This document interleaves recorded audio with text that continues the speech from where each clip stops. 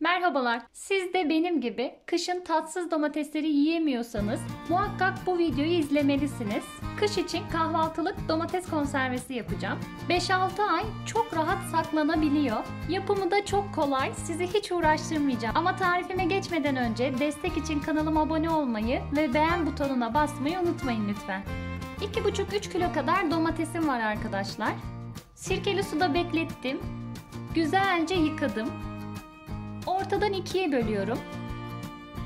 Yeşil kısımlarını çıkarıyorum. Sonra da ikişer üçer dilimleri ayırıyorum. Siz daha kalın ya da daha ince dilimler yapabilirsiniz. İsterseniz yuvarlak da dilimleyebilirsiniz. Fırında kurutacağımız için közlenmiş çok güzel bir tad oluyor. Özellikle nemden kurutamayanlar bu tarifi denemeli. Ayrıca çok da kurtarıcı bir lezzet.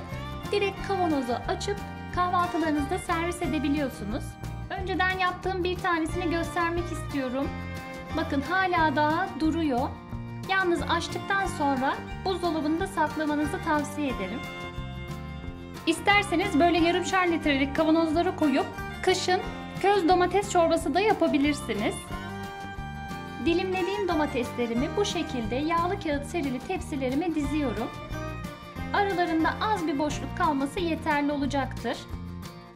Hepsini tepsilerime dizdikten sonra üzerlerine tuzumu gezdiriyorum. Biraz da kekik gezdireceğim üzerlerine.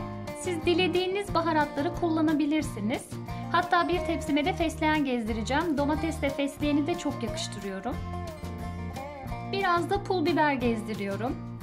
Acı sevmeyenler biber eklemeyebilir. Hepsinin üzerine biraz da toz şeker gezdireceğim. Toz şeker kolay karamelize olmasını sağlar hem de çok hoş bir lezzet verir. Önceden ısıtılmış 180 derecelik fırına gönderiyorum. Alt üst değiştirerek pişireceğim. Yaklaşık 45-50 dakika pişecekler. Domateslerimiz pişerken ben sarımsaklarımı soydum, minik minik doğradım. Kavanozlarımı ve kapaklarını da sıcak suyla güzelce yıkadım. Ayrıca kapaklarınız yeni olsun ki emekleriniz boşa gitmesin arkadaşlar. Domateslerim pişti.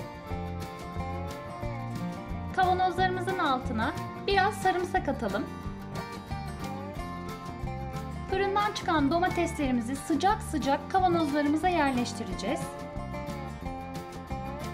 Kavanozlarımızı yarılayınca ortalarına da tekrar sarımsak, tuz ve kekik ekledim.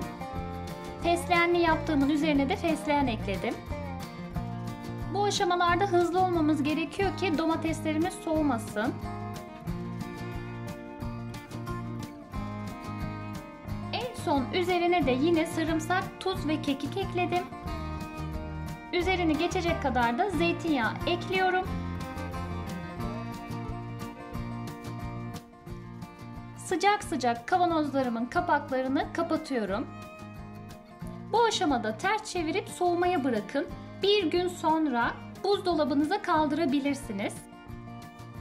Ama dolabımda yer yok, ben dışarıda saklamak istiyorum diyorsanız da bir tencereye kavanozlarınızı ters çevirerek koyun. Yarısına gelecek kadar sıcak su ekleyin. 25-30 dakika kadar orta ateşte ya da kısık ateşte kaynatın. Yüksek ateşte olmasın. Kaynadıktan sonra soğumasını bekleyin. Yine ters bir şekilde bir gün kesinlikle yerinden oynatmayın.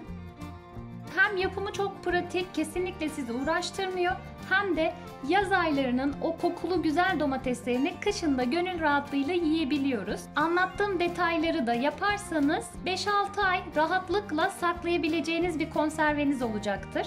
Yalnız açtıktan sonra yarım kalan kavanozu buzdolabında saklamayı unutmayın lütfen. Çok hoş bir lezzet. Gerçekten herkesin denemesini tavsiye ederim. Denedikten sonra yorumlar kısmına yazarsanız sevinirim. Şimdiden deneyecek olanlara afiyet olsun. Videomu sonuna kadar izlediğiniz için teşekkür ederim. Ayrıca destek için abone olmayı ve beğen butonuna basmayı unutmayın lütfen. Hoşça kalın.